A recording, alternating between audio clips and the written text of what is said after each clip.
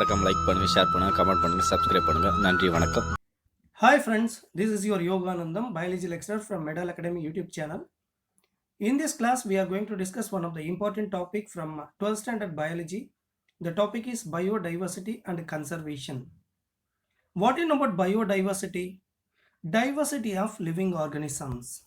So while you are talking about the biodiversity, there are different types of living organisms are distributed on the earth. Around 1.7 million to 1.8 million species are discovered. From this topic, we are going to discuss levels of biodiversity, numbers of species on earth, patterns of biodiversity, loss of biodiversity, biodiversity conservation. So what is biodiversity? Biodiversity is the diversity of biological organization ranging from cellular macromolecules to biomes. Edward Wilson popularized the term biodiversity. First, we are going to discuss about different levels of biodiversity.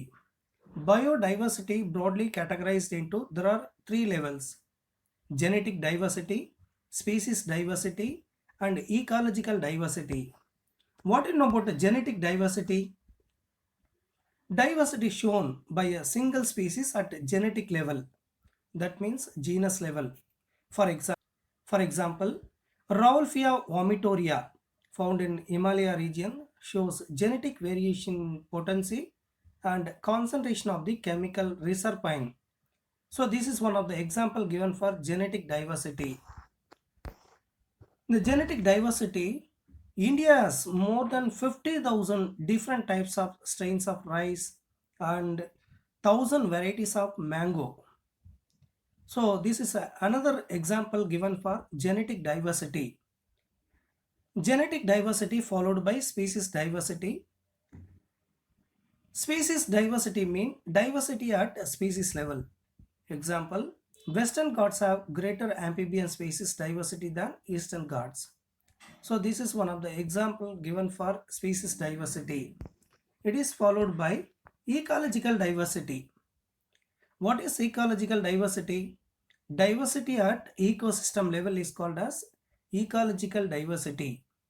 For example, in India, deserts, rainforest, mangroves, coral reefs, wetlands, estuaries, and alpine meadows are seen. So these are all different types of ecological diversity. To understand what is ecological diversity, diversity at ecosystem level is called as ecological diversity. It is followed by number of species on earth as per global species diversity. According to IUCN 2004, more than 1.5 million species described so far. According to Robert May's global estimate, about 7 million species would have on earth. He considered the species to be discovered in tropics. Only 22% of total species have been recorded so far. So try to understand the number of species, how many million species would have on earth, more than how many million species described so far as per IUCN data list. So these are the data important for NEET examination. Try to understand the total number of species on earth as per global species diversity. Animals are more diverse, above 70%, than plants, including plantae and fungi. It contributes only 22%. Among animals, insects are most species rich group, around 70%. Out of every 10 animals, 7 are insects. So number of fungi species more than the combined total of species of fishes, amphibians, reptiles, and mammals. So this data also you try to understand how many number of animal species are discovered, how many percentage of plant species are discovered, from the plant species how many percentage of fungal species, everything you try to understand number of fungal species is more than combined total of the species of fishes, amphibians, reptiles and mammals. It is followed by biologists are not sure about the total number of prokaryotic species because of conventional taxonomic method are not suitable for identifying microbial species. In laboratory, many species cannot be cultured. So that's why biologists are not sure about total number of prokaryotic species. About prokaryotes, prokaryotes do not have well-defined nucleus and membrane-bound cell organelles. Prokaryotes can able to see through microscope only. It includes bacteria, archaebacteria, mycoplasma, and cyanobacteria. It is followed by biodiversity in India. India has only 2.4% of world's land area, but 8.1% of the species diversity found in India. So this data also important. Try to understand. India is one of the 12 mega diversity countries. So this point also important point for NEET examination. India is one of the 12 mega diversity countries. Nearly 45,000 species of plants and twice as many of animals. How many number of plant species and animal species found in India? That also you try to understand. Applying May's global estimates, India would have more than 1 lakh plant species and 3 lakh animal species. According to May's global estimates, India has how many number of plant species and how many number of animal species. So this data also you try to remember. It is followed by patterns of biodiversity. What are the different patterns of biodiversity? First, we are going to discuss about latitudinal gradients. Species diversity decreases from the equator to the poles.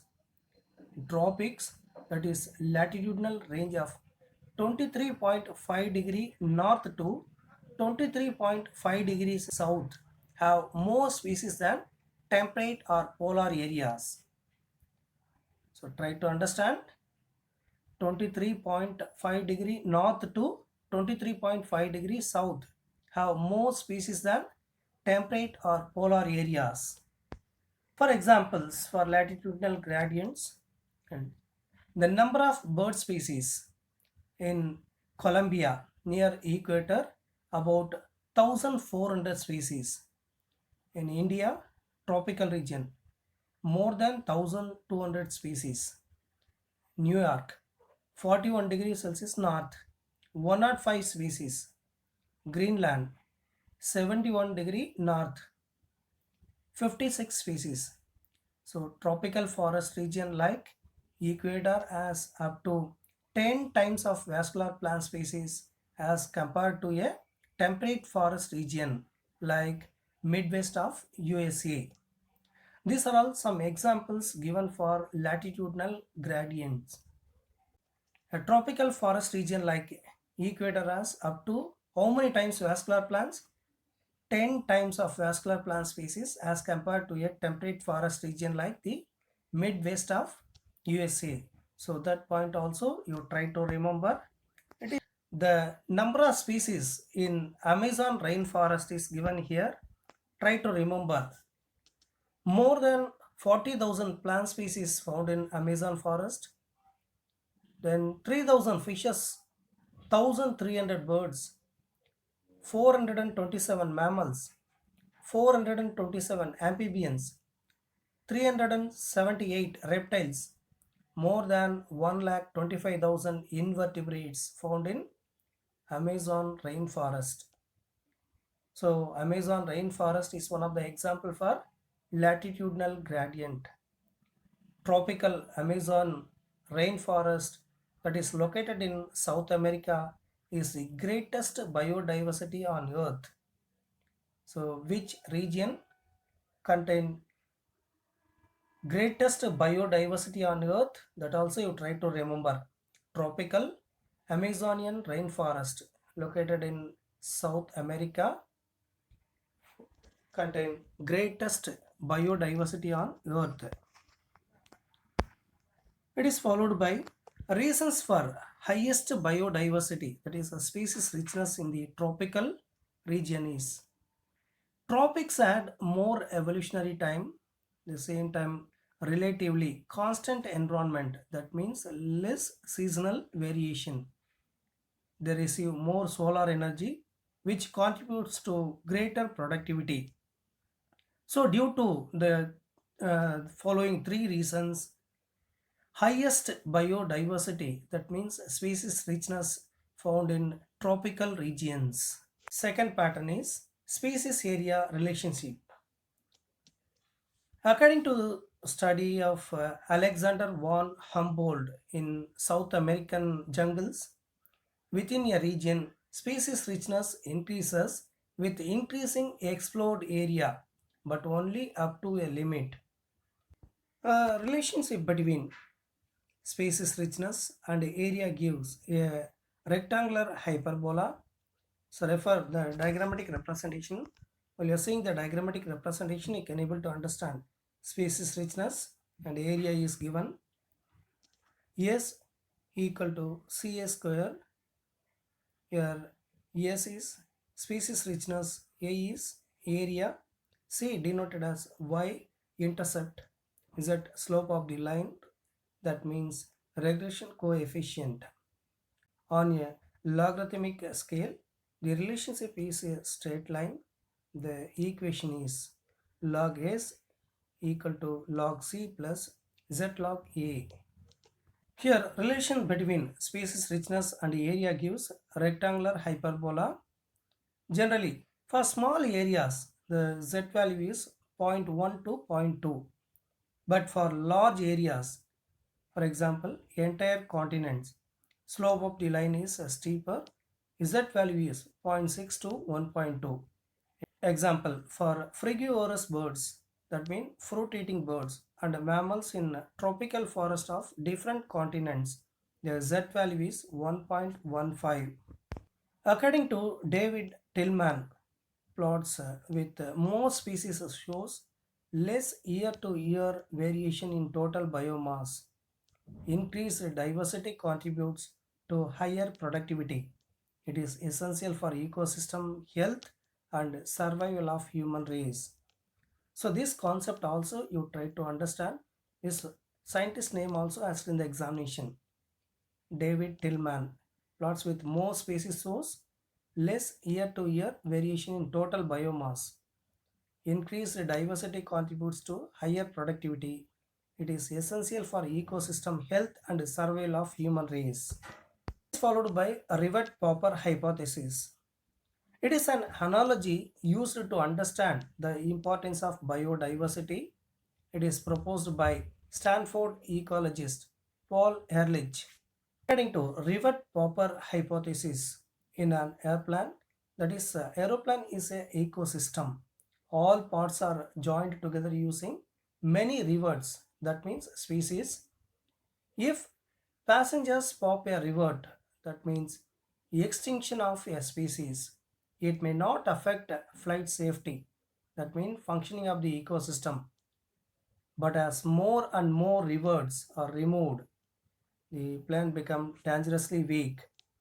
So whichever the species is, each and every species is important in an ecosystem. If one of species extinct, it will not create any major problem in the ecosystem. But more and more species extinct, that may be become very dangerous to the ecosystem according to Rivet Popper hypothesis. So this concept is explained very clearly. So loss of rivets on the wings, that means key species that drive major ecosystem functions, is more dangerous to flight safety than loss of a few rivets on the seats or windows inside the plane. Wings are very important for the safety of flight. Like that key species are more important to run an ecosystem. If the ecosystem lost key species that may affect the entire ecosystem functions. It is more dangerous to the ecosystem. It is followed by loss of biodiversity. As per IUCN Red List 2004 says that 784 species, it includes 338 vertebrates, 359 invertebrates, and 87 plants were extinct in the last 500 years. Example: dodo, Mauritius; guaga, Africa; thylacine, Australia; stellar sea cow, Russia; and three subspecies of Bali, Zawan, and Caspian of tiger. These are all given in IUCN Red List. Dodo is given very clearly with the help of diagrammatic representation. There are how many species of dodo disappeared in last 20 years? Around 27 species disappeared in last 20 years. It is followed by more than 15,500 species of guaga. How many species? 15,000, more than 15,500 species face the threat of extinction. So it is followed by the another example is around how many species, how many percentage of birds? 12% birds, 23% mammals, 32% amphibians, and 31% gymnosperms face threat of extinction. So these data and all very important for NEET examination. There are how many percentage of birds, how many percentage of mammals, how many percentage of amphibians, and how many percentage of gymnosperm species face threat of extinction. These data you try to remember one or two times, then only you can able to remember. It is followed by the current species extinction rate is around 100 to 1000 times faster than in the pre-human times. If this trend continues, nearly half of all the species on earth might be extinct within next 100 years.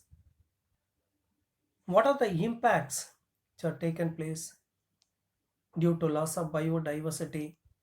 Decline in plant production, that is one of the major impact taken place.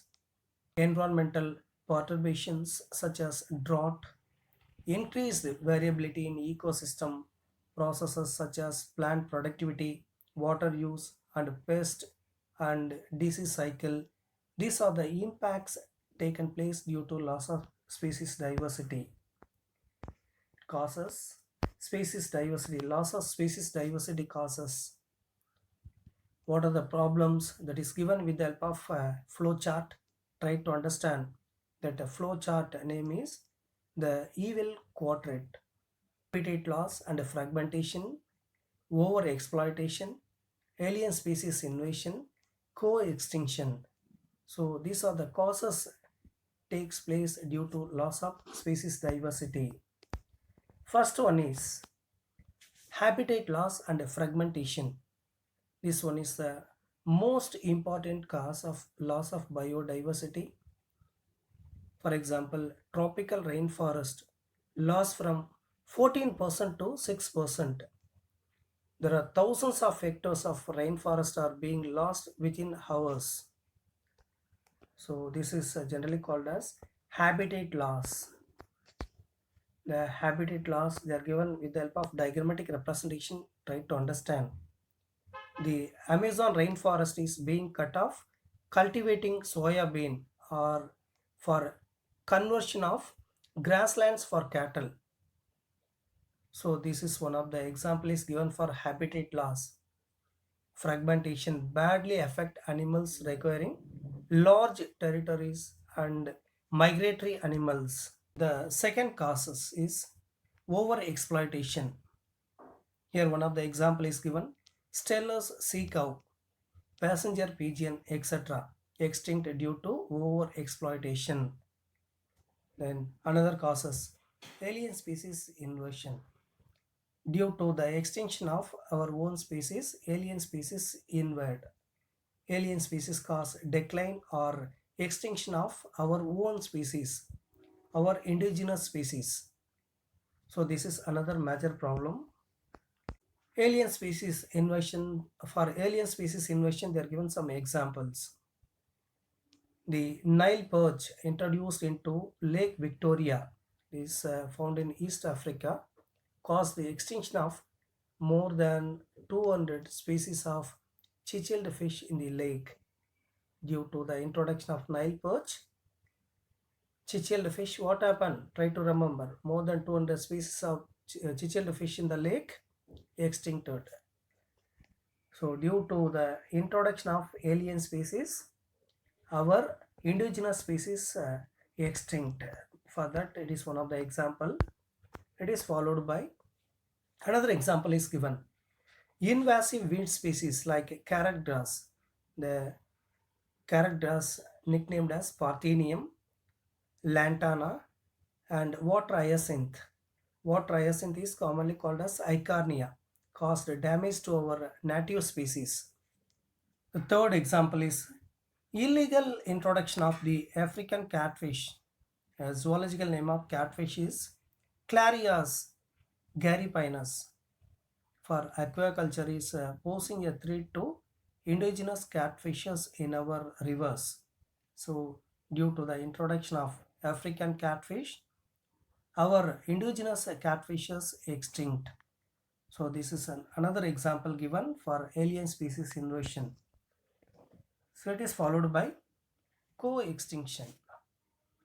When a species become extinct, the species associated with it also extinct. For example, parasites depend on host. When the host extinct, parasites also extinct. In co-evolved plant pollinator mutualism, some plant species, for example, Pronuba yucca, mutualism. In some plants, pollination takes place with the help of specific insect. If that insect extinct, that plant it will not be pollinated by any other insect. Same like the plant is providing suitable environmental condition for the insect. So mutually both plant as well as insects are getting benefit. Example, yucca and pronoba. If any one species lost or extinct, another species also extinct. So extinction of one causes extinction of other. This is called as co-extinction. It is followed by biodiversity conservation. Diversity conservation. Reasons for conservation. Due to what are the reasons we have to conserve biodiversity? First one is narrowly utilitarian arguments. Second one is broadly utilitarian arguments. Third one is ethical arguments. So let us discuss one by one. First one is narrowly utilitarian arguments. Human derive economic benefits from nature such as food, firewood, fiber, construction material, industrial products such as tannins, lubricants, dyes, resins, perfumes, and medicines, etc. More than 25% of drugs are derived from plant species. 25,000 species of plants have medicinal value.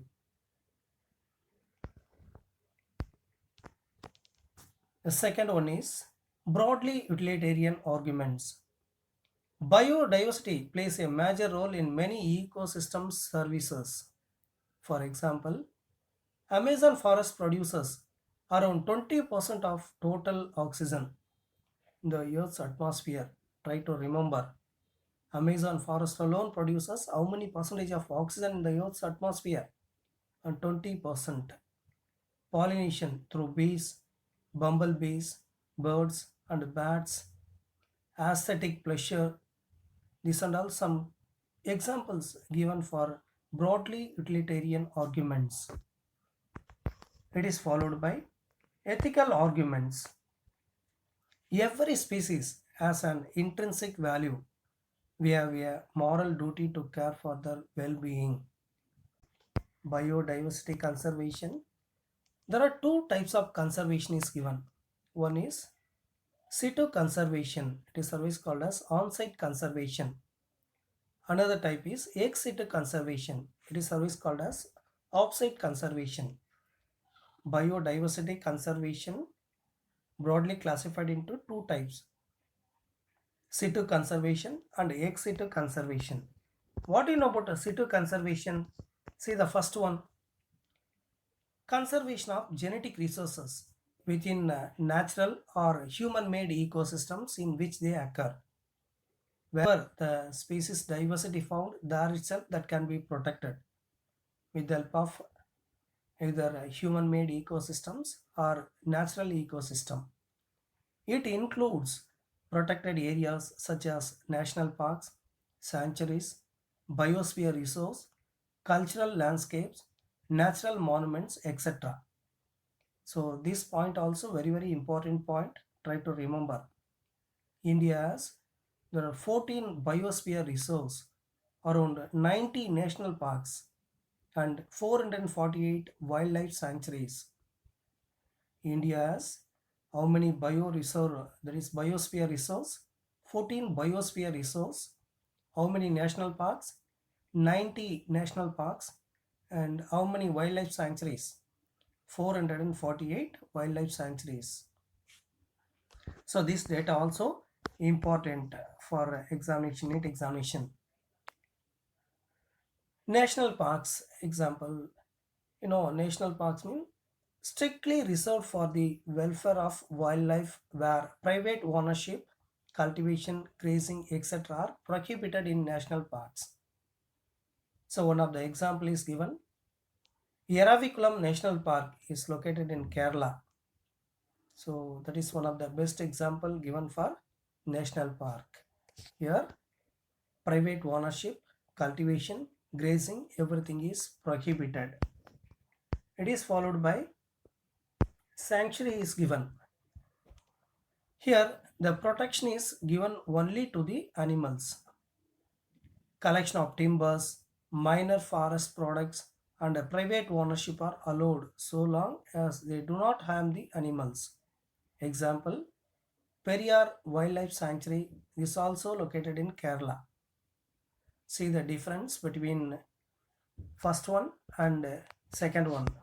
It is followed by then another one is biosphere reserves, areas of land or coastal ecosystems for conservation and sustainable use.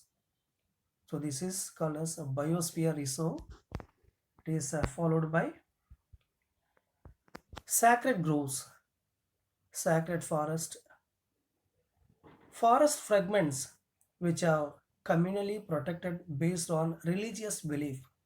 Some plant species as well as some forest region, that is place of God. People are believing place of God, religious due to religious belief that entire forest is protected.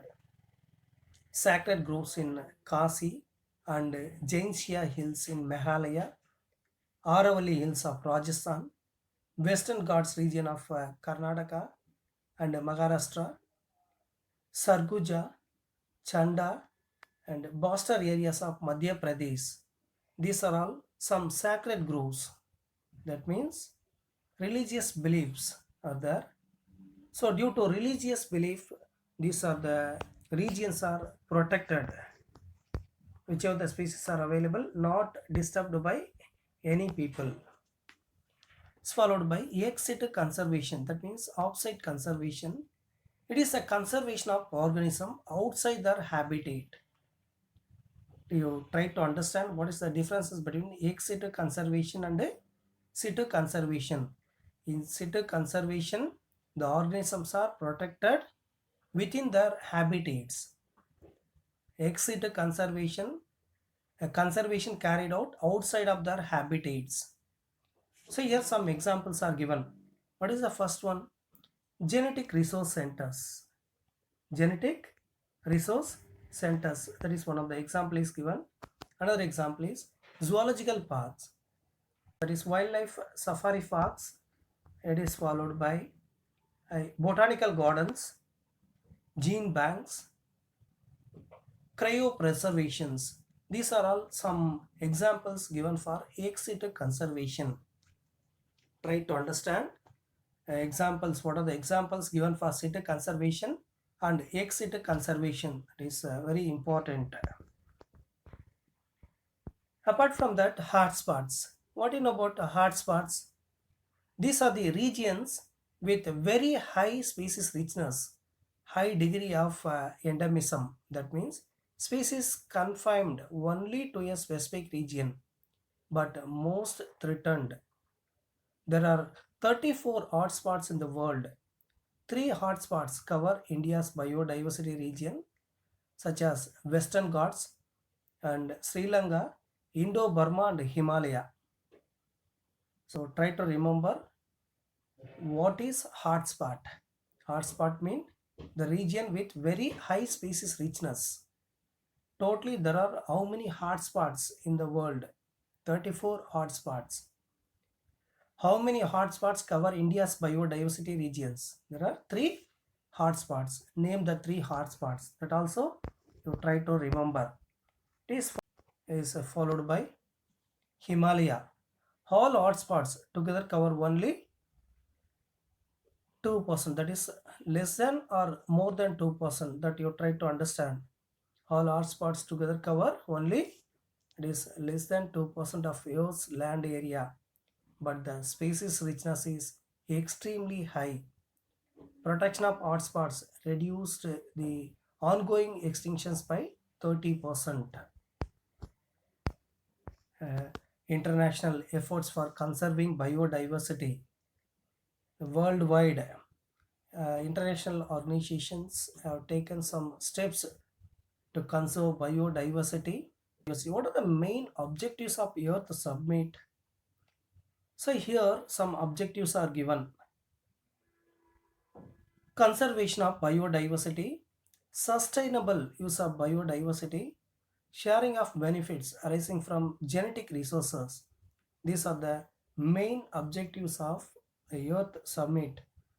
First Earth Summit held in Rio de Janeiro in the year of 1992.